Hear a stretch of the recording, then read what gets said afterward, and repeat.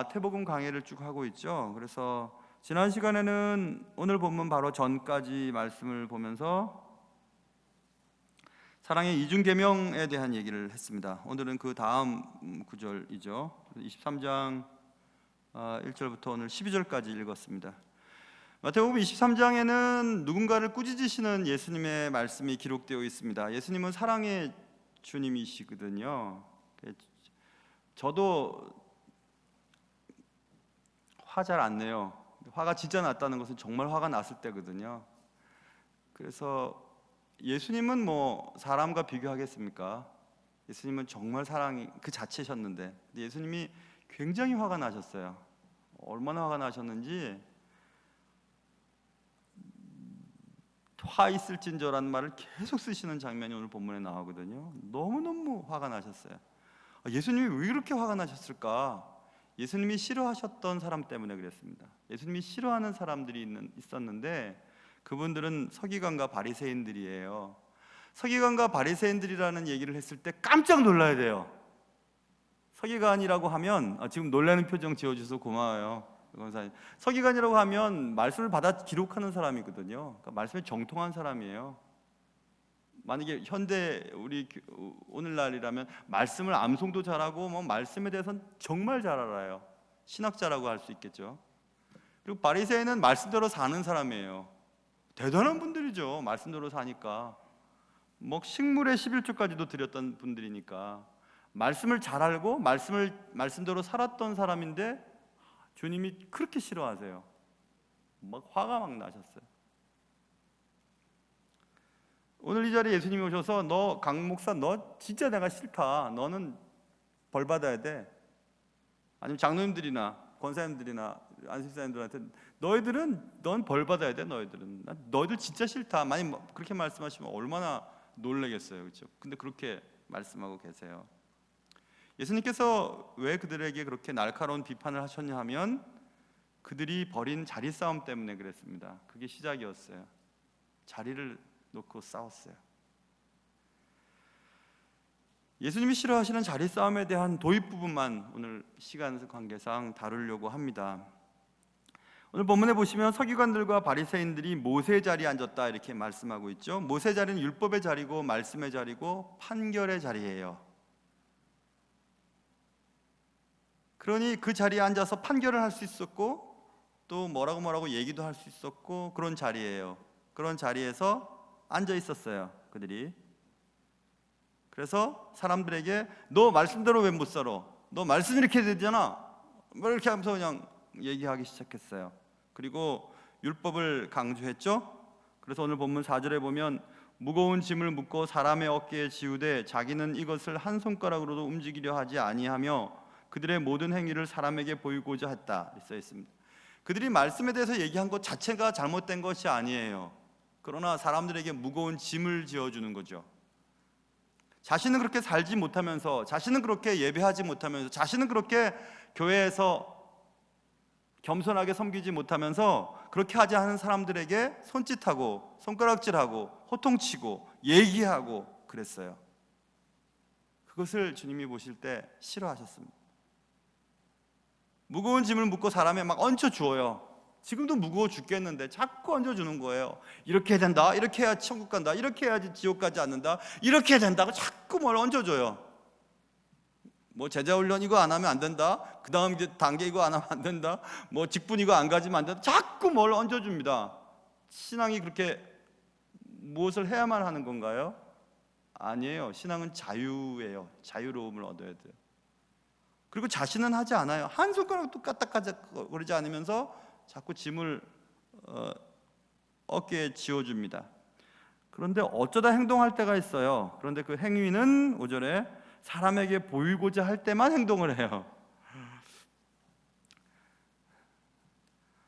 사람에게 보이기 위한 목적 때문에 행동을 해요. 그래서 경문의 띠를 넓게 하며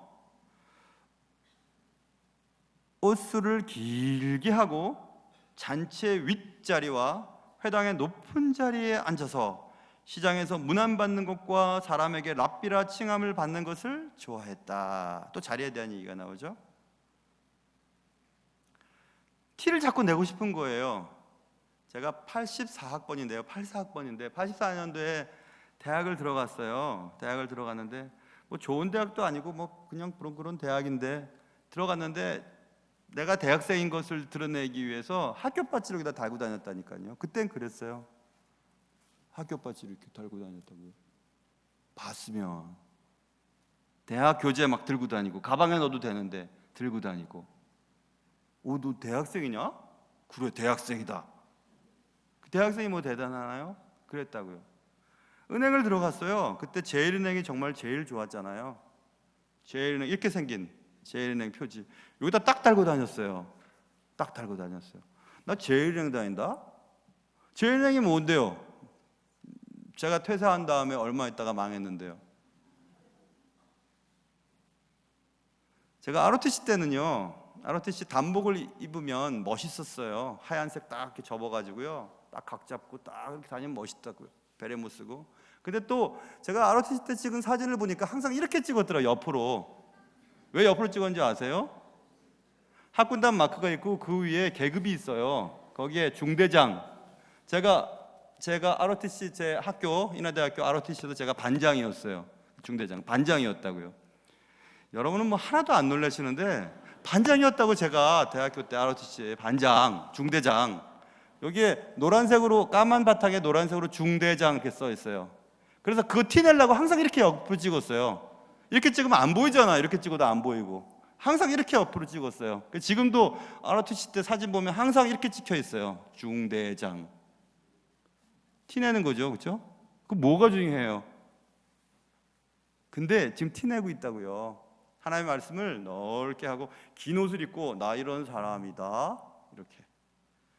그리고 시장, 사람들이 많이 다니는 곳에서 일부러 다니는 거예요. 왔다 갔다 하면서. 기도도 사람이 많이 다니는 시장에서 하늘 높이 손을 들고 기도하는 거죠. 멋있게. 왜 그러죠? 인정받으려고.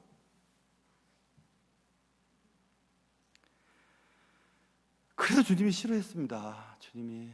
신앙은 그런 게 아닌데. 신앙은 그런 게 아니에요. 교회에서 이렇게 힘주고 다니는 사람 그러면 안 돼요. 수염도 안 났는데 에헴 털털 하고 다니는 사람 안 돼요. 교회에서. 너 왜 나한테 인사 안 해? 나 목사인데, 나 장로인데 왜 인사 안 해? 인사를 왜 해야 돼요?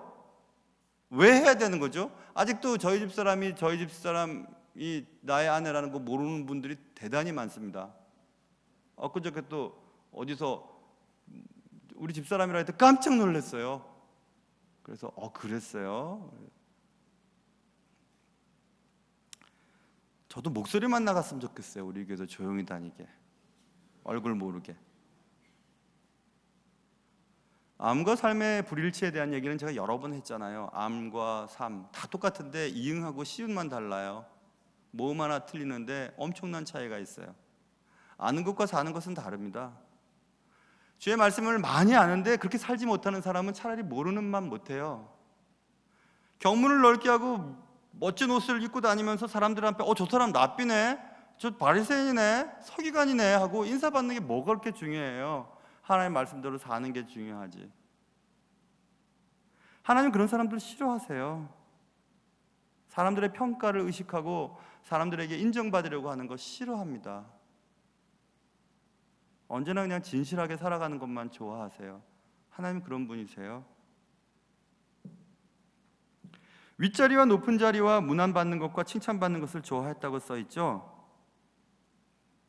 높은 자리가 어떤 자리일까요? 높은 자리는 섬기는 자리예요. 진짜 부자는 누가 부자일까요? 많이 가진 자가 아니라 많이 주는 자가 부자예요. 그래서 가난해도 한턱한턱 잘 내는 사람이 있고, 부자라도 돈 안 씁니다. 그런 사람도 있어요. 사람들이 많이 지나다니는 곳에서 인사받는 거 좋아해요. 내가 하는 기도를 사람들이 듣고 야, 저 사람 참 대단히 기도를 멋있게 하는구나, 듣는 걸 좋아해요.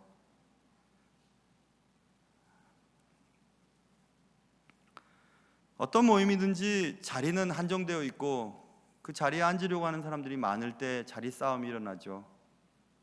내가 앉을래. 야, 네가 뭔데? 네가 나보다 잘난 게 뭐 있어? 교회에서 내가 뭐 했어? 네가 교회에서 너 헌금 생활했어? 너 얼마나 배웠어? 나이가 몇이야? 네가 뭔데? 예수님의 말씀은 사람들로부터 지도자라 칭함을 받지 말라고 쓰여 있습니다. 10절 보세요.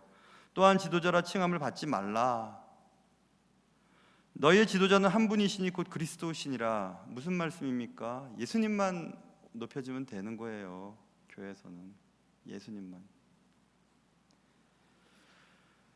정말 큰 자가 되고 싶니? 되고 싶으면 11절 너희 중에 큰 자는 너희를 섬기는 자가 되어야 하리라. 돼도 좋고 안 돼도 좋은 게 아니라 꼭 그렇게 되어야 해요. 섬겨야 큰 자가 된대요.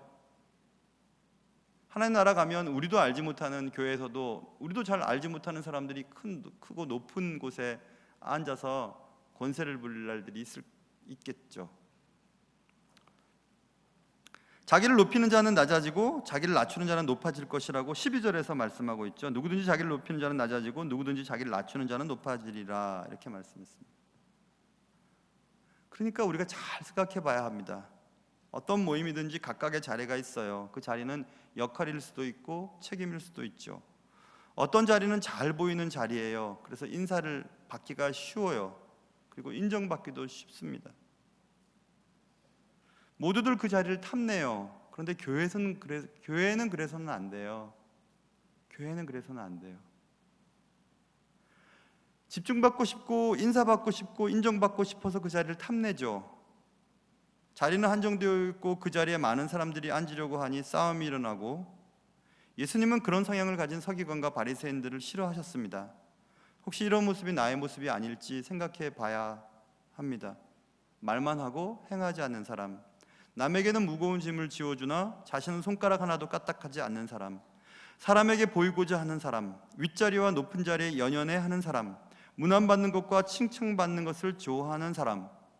우리는 그러지 말아야 합니다. 우리는 오히려 나눠주고 낮추고 섬기고 주는 일을 많이 해야 합니다.